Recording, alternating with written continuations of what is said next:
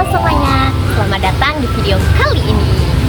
Teman-teman pernah nggak sih menyadari kalau kita tuh sering banget menggunakan bahasa asing dalam berbicara kepada teman, kepada siapapun itu kayak diselipi bahasa asing. Tentunya kalian menyadari dong. Misalnya tuh kalimatnya kayak meeting, deadline, atau scrolling, atau yang lainnya juga. Nah, tentunya kita itu udah sering banget kan ya mengucapkan dalam kalimat sehari-hari atau masuk ke dalam kalimatnya. Nah, pada kesempatan kali ini di video ini juga kita akan membahas pengaruh bahasa asing terhadap bahasa Indonesia serta dampak-dampaknya dalam kehidupan sehari-hari. Nah, kita simak videonya. Pertama, kita lihat dulu mengapa bahasa asing dapat dengan mudah masuk ke dalam bahasa Indonesia. Salah satu faktor penyebab masuknya bahasa asing ke dalam bahasa Indonesia yaitu karena adanya globalisasi dan teknologi.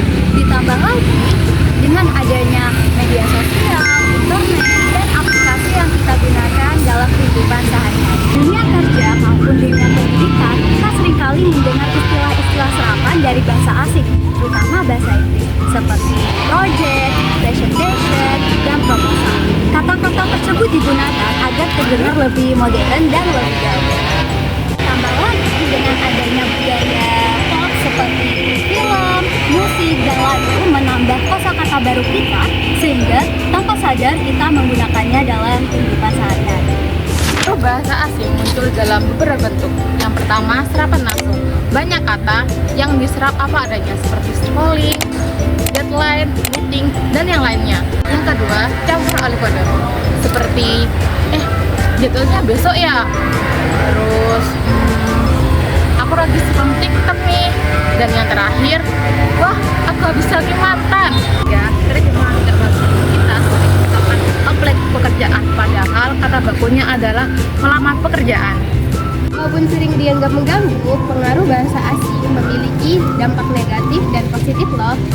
Dampak positifnya, penggunaan bahasa asing dapat memperkaya kosakata bahasa kita. Selain itu, penggunaan istilah internasional juga dapat mempermudah komunikasi dalam bidang global. Tapi di sisi lain, penggunaan bahasa asing yang berlebihan dapat membuat kita kurang mengutamakan bahasa Indonesia yang baik dan benar. Contohnya, banyak anak muda zaman sekarang yang lebih menyukai kata sorry daripada kata maaf. Hal-hal kecil seperti ini bisa merubah gaya dan kebiasaan berbahasa kita. Jadi, apa sih yang bisa kita lakukan? Sebenarnya, kita nggak perlu menolak atau menghindari bahasa asing. Bahasa itu berkembang kok. Yang penting kita bisa bijak dalam menggunakan bahasa tersebut. Jadi, gunakanlah bahasa Indonesia dengan bangga. Tetapi, tetaplah terbuka dalam mengetahui bahasa asing sebagai bentuk pengetahuan dan keterampilan. Terima kasih sudah menonton videonya. Yuk kita gunakan bahasa Indonesia sehari-hari dengan baik dan bijak.